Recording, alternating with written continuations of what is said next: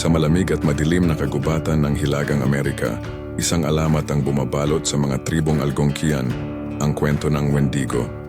Ayon sa kanilang paniniwala, ang Wendigo ay isang espiritong halimaw na nilikha ng matinding kasakiman at gutom.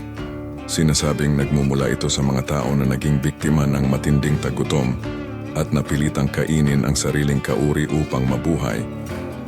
Sa sandaling lumampas ang tao sa hanggahang iyon ng moralidad, sila ay sinasaniban ng espiritu ng Wendigo, nagiging nilalang na payat, may mahabang mga kuko, at may mga mata na laging naglalagablab sa gutom.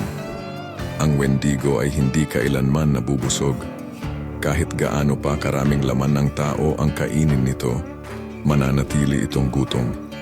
Isang simbolo ng walang katapusang kasakiman at pagkasira ng kaluluwa.